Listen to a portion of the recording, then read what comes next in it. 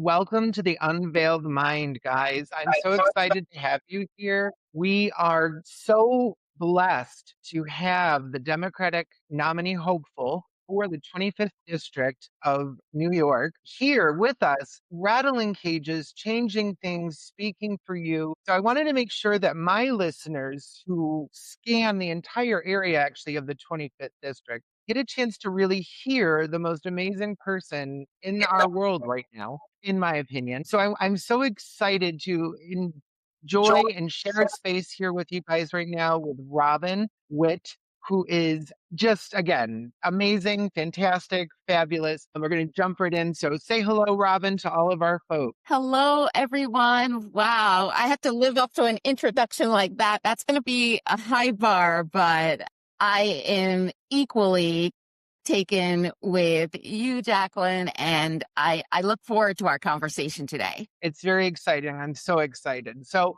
I'm going to jump right into it. And I want to talk about one of the main headlines that is really being talked about right now, which is reproductive rights. I think you and I, our first official, like I'd followed you on social media, but our first official kind of crossing in paths would be at the reproductive rights rally that was held here in Rochester. So my first question is, will you codify abortion access into federal law if the Roe protections vanish?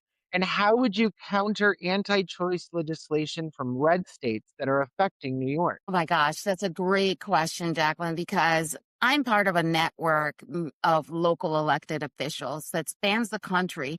And what we see is this disparate future evolving for our states, right? New York, where we've codified protections, and then, some states out west, like Utah and Arizona, you name it, where we're struggling and they're using preemption to really crack down on reproductive justice, reproductive rights in those states. So I think is crucial that we codify something on the national level so that we can all have equal protection under the law. And so that will be my focus, to make sure that regardless what state you live in, we have legislation that protects people. So that is my goal. We also saw one another at a equal rights amendment rally, I believe. And Yep.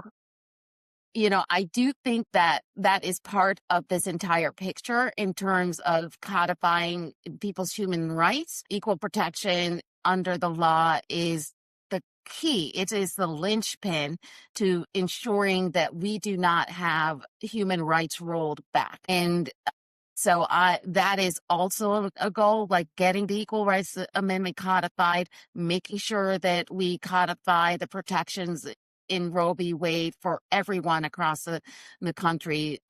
That is paramount to me at this point in time. I agree. And I think that one of the points you made that I think a lot of folks don't understand is reproductive rights doesn't just end at abortion or begin there. It goes towards birth control, access to health care, Planned Parenthood, which does so much more than just one service. And that's the important piece that people don't realize. Even if you're anti-abortion for whatever your reasons might be, there's other things at stake. And you can't just do a yes or no to everything. Right. As a Black woman, especially where we see these disparities in healthcare outcomes, I think it's particularly important to talk about these issues from the standpoint of reproductive justice, making sure that, in all of the ways that we intersect in terms of identity, that we are being protected by the law. And, we cannot guarantee protection.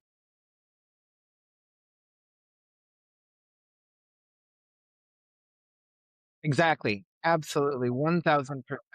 So going into like my next question here kind of builds off again those big issues in the world right now, climate infrastructure. In what ways do you think you can help the 25th district become more green and help the overall health of our state? Yeah, well, I was somebody who was early on the bandwagon for the Green New Deal, because the Green New Deal, again, is not just about climate resilience.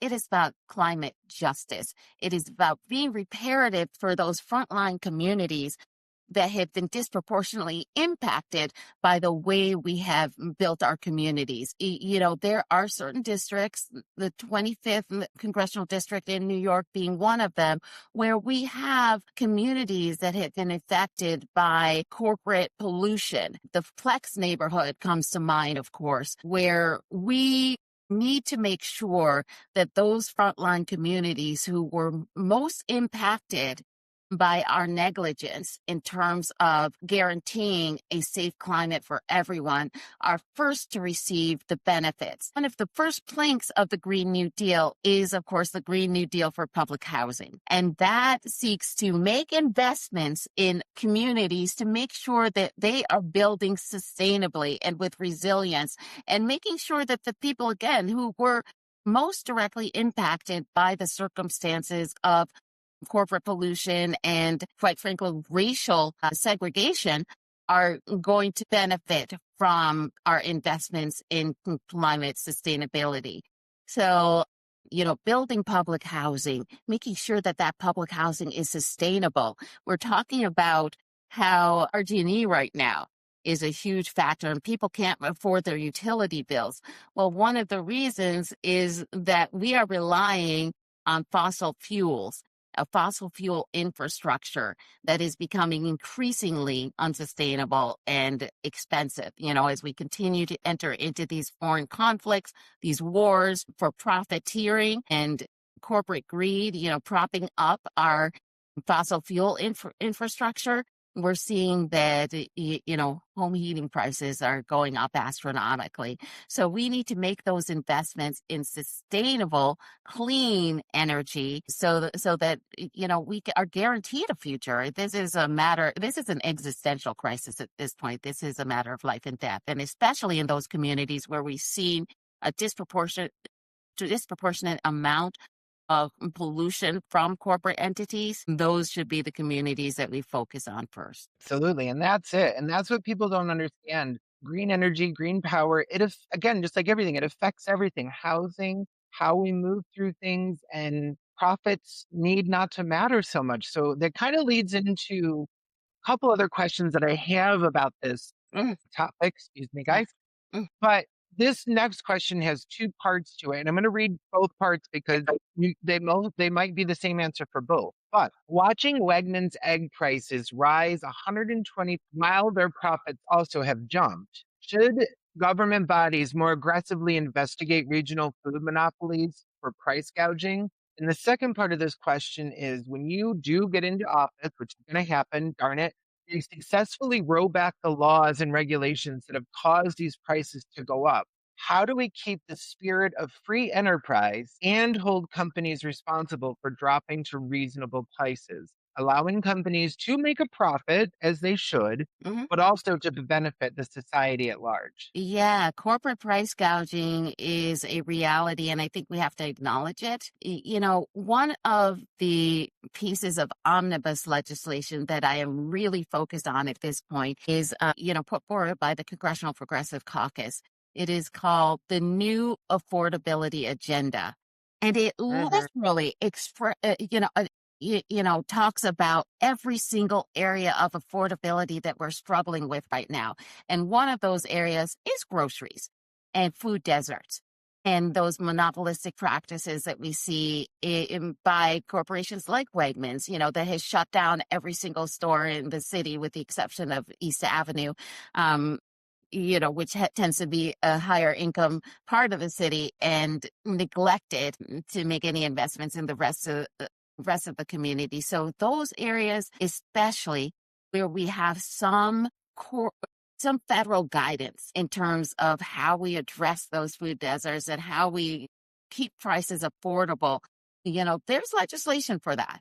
And one of my criticisms of our current representative is that he has broken ties with the Congressional Progressive Caucus. He likes to talk about how progressive he is, but when it came down to actually signing your name to certain pieces of legislation like Medicare for All, that the Congressional Progressive Caucus really, those are hills that they will die on, right? They believe healthcare is a human right, and they felt that all of their membership should feel that way. When it came down to signing your name on those types of pieces of legislation, he was not in. So he left. And so now I see most of the good ideas coming out of the Congressional Progressive Caucus. And in terms of addressing the affordability crisis that we currently see in a real sense, with regard to utilities, with regard to housing, with regard to groceries, with regard to childcare, all of those areas that fundamentally impact our daily ability to thrive. It is the Congressional Progressive Caucus that is leading, and Joe Morelli has been nowhere to be found. Absolutely, absolutely. And so does the Congressional Progressive Caucus, do they have some ideas on how to hold companies accountable to this price gouging situation? Yes, yes, particularly in the area of AI, because that is really the tool that they are using in order to manipulate markets. And so regulating I think, is definitely key to all of this. Mhm. They are increasingly being given access to our personal information and using that to literally manipulate markets and pricing. And so cracking down on that practice is part of this whole picture of increasing affordability. And I saw my opponent talk about AI in a very self-involved way, and talking about it in terms of influencing our electorate and campaigning and whatnot. But that is not the real threat of AI. Of course, the real threat to AI is with regards to the environment, with regards to labor, with regards to ethics. And the price gouging is the ethical component. And so, right now, the what I would propose is a moratorium on building AI data centers. Mhm. We have seen the impact on certain communities where those AI data centers have been built.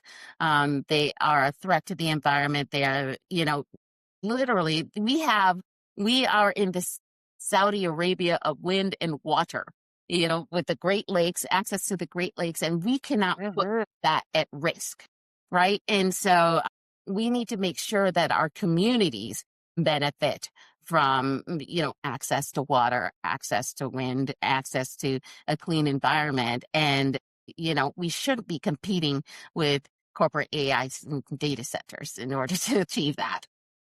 Absolutely, and you don't think about how AI is slipping into so many different avenues of life, but helping people stay, companies stay afoot of that information that they're getting to then change the prices of things. Yeah. It's such an I'd never, there's so many things that sometimes I'm like, "What in the world?" Yeah. You know? Yeah, that is true. Like it really is an onslaught, and it's hard keeping up with all of this. The technology is changing so quickly, but AI definitely is something that we have our eye on, in a sense, from the progressive community, and we need to make sure that we are in a position to regulate it as it needs to be, because this is an extremely secretive.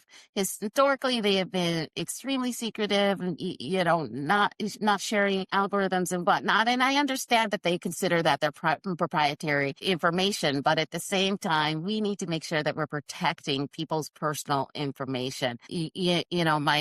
My opponent, again, he signed on to the to Corca, which is an act that where retail establishments could potentially share your private information with the federal government, specifically Department of Homeland Security. So this is combating, what is it? This CORCA stands for. I'm sorry, I'm losing the acronym, but No, it's basically, okay. yeah, it's combating retail crime act. And again, it's voluntary cooperation with DHS, but because it's voluntary, you don't have to have committed any crime. You don't have to have been a shoplifter or somebody committing retail crime in order to have your personal information exposed. Yet my opponent thought that this was okay. And I think it's extremely short-sighted and extremely dangerous for our communities. It really is, and that's the thing, the repercussions of things people still don't realize, and as technology becomes faster, the repercussions hit us faster than they ever had Mhm. before. And it's going to take thoughtful leadership, which obviously I believe you have, Thank you. and others to be thoughtful. And how is this going to play out long term? And the benefit now might be a band aid to the wound that's created long after. And we need to be aware of those things. Yeah, yeah, absolutely. I agree. So I think I'm speaking on equality, and this is again, as I said, one of those things that was like, oh my goodness, I never thought of this. And I was doing some research into and speaking with school board and teachers, and they brought to my attention to a form of pink tax, which is the women on taxes on women for being women, is period poverty. And so nationwide and statewide surveys and such done by AmpFlow or Bridges to Basics indicate that 25% of female teens experience period poverty and actually have to miss school as a result. So in Rochester, here, again, just focused on our little area, 49% of the Rochester School District are teenage females. Should SNAP benefits cover tampons and other feminine hygiene? Or what are things that we should be able to do to help our young folks stay educated and stay in their schools? Yeah.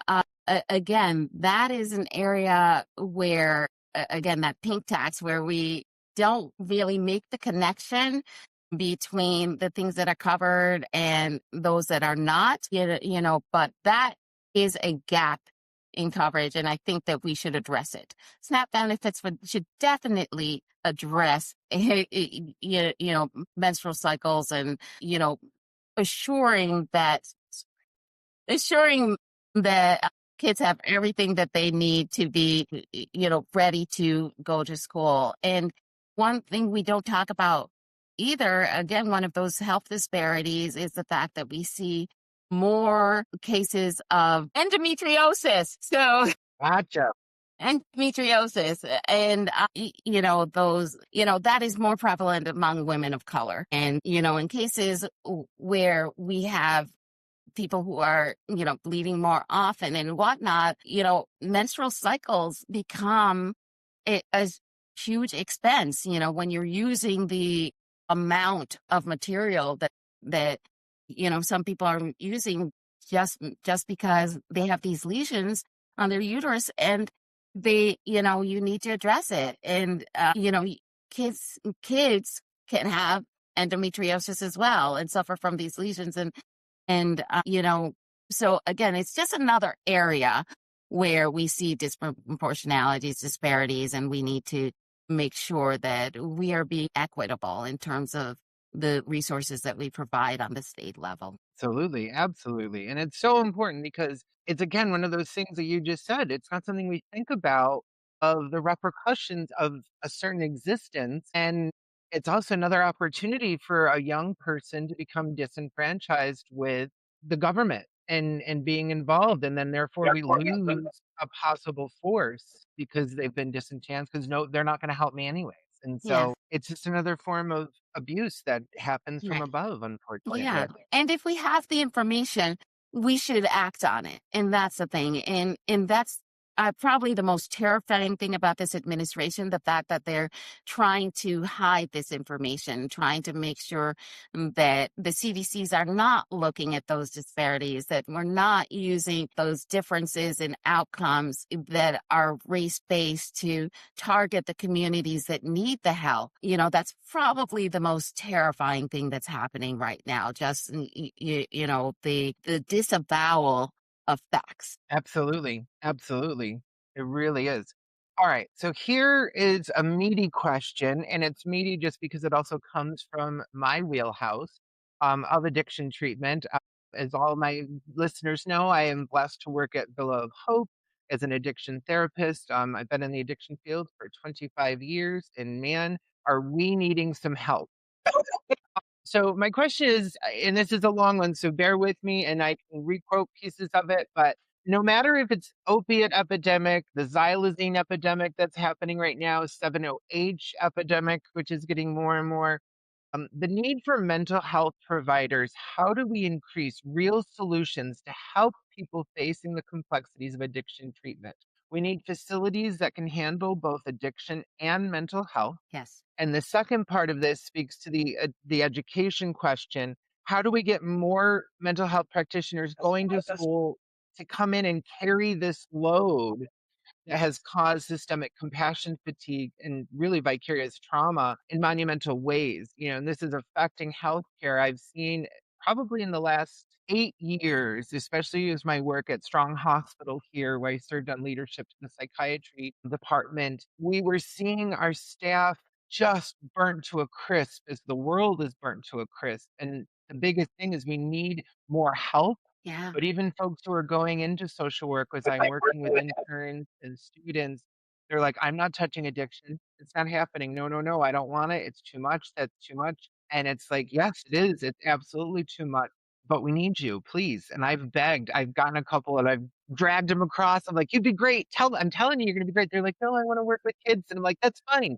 But come over here. Right. So how do we increase the getting availability and access to folks that are dealing with the addiction treatment?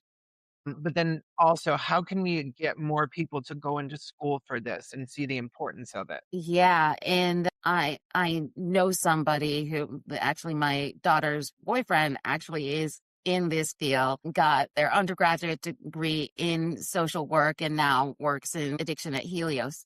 And so I know that the burnout is real. I know how hard this work is, and I know that we need more help. But I think what we need to do is really remove the stigma. So right now there's confusion with whether addiction is a legal issue or a law enforcement issue or whether it's a mental health issue, and we need to remove that question mark and firmly classify it in the area of mental health and overall health. So aside being for Medicare for all, single payer healthcare, which would definitely include coverage for mental health, and actually look at people comprehensively, wholly, and not divide us into ophthalmology and mental health versus our physical health and, dental health. All of that would be included in Medicare for all. And I think that's an important distinction between like what we have right now, where we're really insured by our parts, which makes no sense to me. So making sure that mental health is paramount and, as is overall health, that's inherently part of the picture, but then also just making sure that we are treating substance use disorder in a way that will help solve the problem, not involving law enforcement, and making sure that instead of making all of those expecting law enforcement to deal with an issue in which they're not equipped, to make sure that we are building centers for care, making sure that we are, addressing people, when they need access, whether that is access to clean needles or, a hygienic environment, making sure that they're also getting access to social workers, that they're Mhm. getting access to mental health professionals. So again, we are treating that addiction holistically, because often what we see is people are getting sanctioned instead of getting care. And we need to make sure that is removed from the picture. We cannot criminalize addiction. So you opened the door, and I didn't send this question to you, but I'm going to ask you now since you opened it. So I have done a great amount of study in what is being done in Portugal with substance use disorder. So I don't know how familiar you are with them and what they're planning and what they're doing. What they've done is around 2010, Portugal was identified as the worst country for addiction. And what they decided to do was bring doctors, social workers, and some lawmakers together to say, what is the answer? And a couple of things came out of it, and one of them was the legalization of all substances. Yeah. And the purpose behind that was not just go, be free, use. No. It was to stop folks from ever getting into the justice center Yeah. wall of nonsense. Mm. And they also, one of the things that they've done, and I remember being at a speech, and it was for rural substance abuse treatment. And Robert Kent, who was under Joe Biden, Yeah. the addiction, he held some attorney role. I forget what it was, but he talked about wanting to introduce this bill, which in Portugal, when you leave treatment, there are benefits to employers for hiring people who have completed treatment and are trying to reintegrate in society. Where do you stand on those things? Well, again, capitalism is all about incentivizing behavior, right? And Mhm. so we actually decide which behavior we want to incentivize. And so that is what Portugal is doing, right? They are providing incentives for people to remain clean, for people to become productive members of our society. And I think that it makes perfect sense, right? I say if we love capitalism so much, which I'm ambivalent about it, to be perfectly honest. There are ways that capitalism can be used for good, and I think this is one of those ways. And if you are a diehard, cost efficiency, bottom line type of person, this is what Portugal has done makes the most sense from an investment standpoint. And I don't think that you can put a price on human beings' lives, but in terms of the number of lives that they have saved by having a humane system in place where where you're not thrown away because you have this issue, but the the state will actually lean in and address this problem with you. I think that is the way to go. From a strictly human rights standpoint, it makes sense. And from a cost efficiency standpoint, it makes sense. Absolutely. I completely agree. Obviously, because I've chosen to spend 25 years of my life in this field teaching and educating, and I work for NCADD DePaul to do the CASAC classes for folks that want to be addiction therapists. So it's a big passion of mine, and I'm grateful to see it. And I've always seen it within you, but I wanted to make sure my listeners heard you say the government is not willing to make anyone feel like a throwaway, no matter what your diagnosis is. And that's why I love you so much and Oh, Gusher. So I guess maybe switching wheels just a little bit, still kind of economy based, but oftentimes Republicans tend to get the factory voter or they get that, hardworking person. And really the Democrats were just as much about this. And how do we help people with the amount of empty factories in the area? I grew up in Oswego County, which had yeah, Nestle's for many years when I was growing up.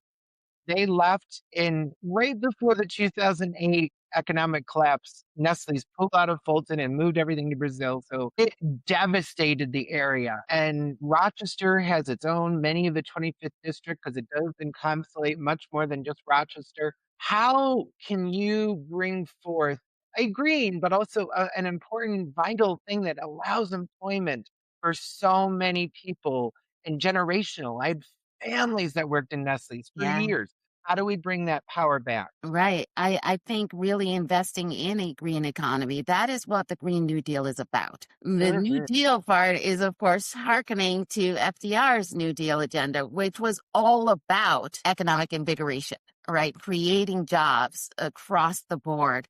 And, by building infrastructure that would drive the economy. And what we're seeing right now is that our GDP is exceeded by our debt for the first time in the history of this country. And that to me signals epic decline, right? And we mhm. need to do something to invigorate this economy. And I think investment in a sustainable future is how we save our economy. So the Green New Deal addresses this, but also we need to address the wealth disparities, right? We need to make sure that everybody is paying their fair share. Mhm. billionaires are a policy choice. If we were to implement, let's say, like Bernie Sanders' wealth tax, the tax on the ultra wealthy, and just 5% tax, we would realize trillions of dollars in revenue for this Mhm. country. And those could be invested in our infrastructure, including building sustainable and resilient infrastructure. And that is a win in terms of jobs, creation of jobs, like, good paying jobs. That's what we want. That's what we talk about all the time. And, it's got to happen one way or another. This country is way behind the curve in terms of implementing sustainable technologies. We've seen China surpass us in areas where we were previously leading, and it is all about investment in those technologies. And when we say, where are we going to find the money? Well, perhaps we have progressive taxation that works. Mhm. Absolutely. And that's the thing. So many people forget about the social contract we have with one another. And I talk to people all the time, and I've lived in Florida, which was horrible, and mostly because as an addiction therapist, the state is beautiful. But a lot of people don't realize that because there's such a different tax structure in Florida, Medicaid for men is not allowed. Women can only have it if they have children. And so most of my day was sitting in front of a judge with my clients, and they're like, this person should be medicated. And I say, yes, I Mm, agree, but there's no one to pay for it. And getting there is such a hard thing. And I think people forget taxes are a part of our social contract yeah. with each other to say, in case you ever need it, you might need it too someday. And not just for that, it's the right thing to do. And green energy also will create so many new jobs. It's going to Yes. be just like when they discovered trains. All of the jobs got created. People to lay the track to, excuse me, Yeah. people on the train itself, and they don't realize the ripple effect that this could and should have, especially in these factory-born cities. Yes. Yes, absolutely. And you're describing something that is dystopian in terms of Mhm, people, literally there is, paying for our care. And, that's another reason why I support Medicare for all, because, these qualifying programs where you're, eligible by age or eligible by income, they are not serving us. We have swaths of population who are uninsured.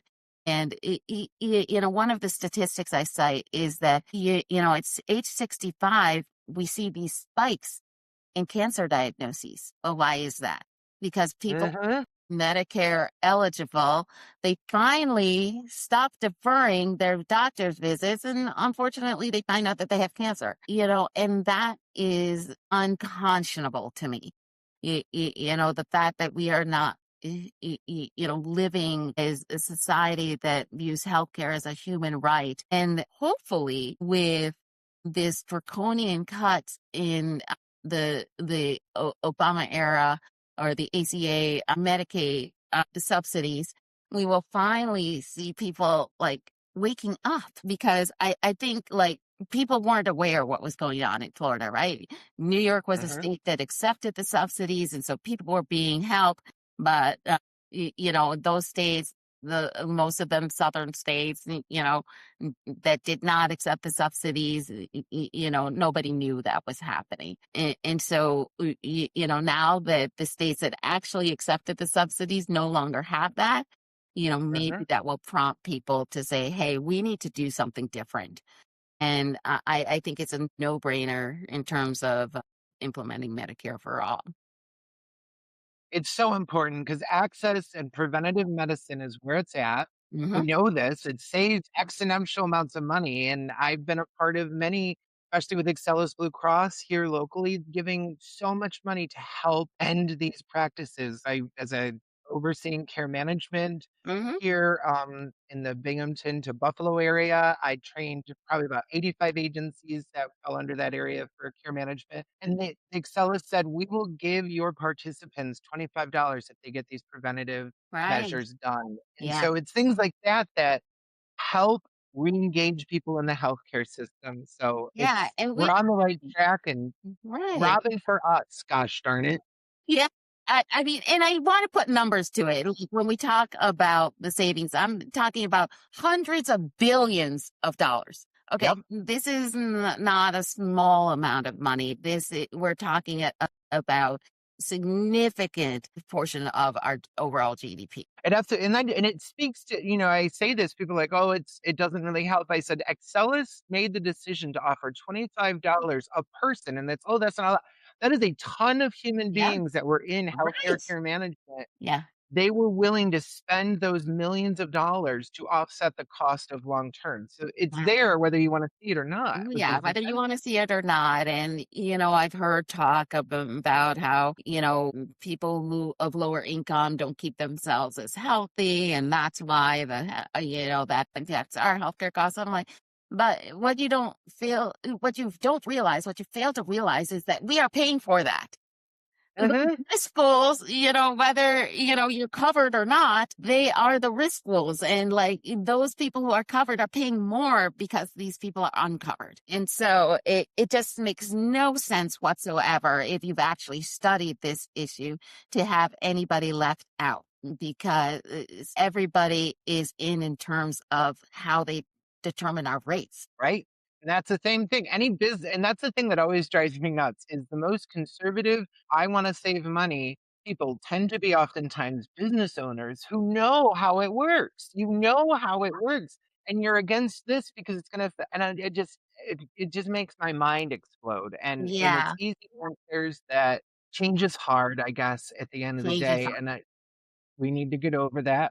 But we're there. Well, Robin, I have one last question for you, and I think this is something I purposefully left off as a last question for multiple reasons. I know where you stand with trans people in general. I've heard you speak. You and I've had private conversations about things.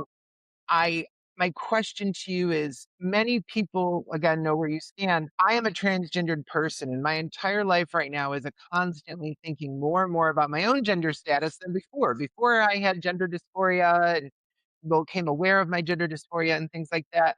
Transgendered rights are a piece of the entire puzzle as I know this. And what is your take on what needs to be done? I'm at a loss because I'm also scared. I'm in conversations with Canadian lawyers, like, hey, what's it going to look like if I have to leave? I might go back to India where I was for a certain amount of time because in India, transgendered people have always been acknowledged, and since 1912, we've had the third gender in India. So Yeah. India is very far ahead Mhm. of this. Mhm. What is your answer? And help us, help me. My goodness. Yeah, and obviously this is an area that is heated up because this administration is specifically targeted transgender individuals, and it tears at my heart to see people creating exit plans. And I know all about that from a personal standpoint because my youngest, I have a transgender daughter, and just watching her be targeted and the fact that she is actually an athlete who competed at the NCAA level, who actually got drafted to compete at the professional level, and those barriers were erected for her participation.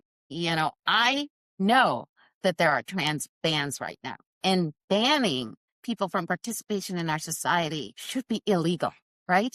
It's discrimination, point blank. And if any of us do not have human rights, then none of us have human rights. So, today, the target might be trans and immigrants, but, eventually that opens us all up for the same type of targeting. And it's, again, one of the reasons why I support the Equal Rights Amendment codifying that, we have equal protection under the law, regardless of sex. That is paramount right now. And I just want to put a plug in for that to make sure that people are talking to their members of Congress, because right now we've passed the threshold in terms of the states adopting the ERA, and Congress is kind of dragging its feet in terms of making this an amendment to the Constitution. There's this arbitrary deadline that was written into the law back in 1972 when they passed it, and like we're waiting ratification by the 38 requisite states that it would take. And, that no other amendment has been held to that kind of standard. So we need to recognize this for what it is. Again, it's discrimination.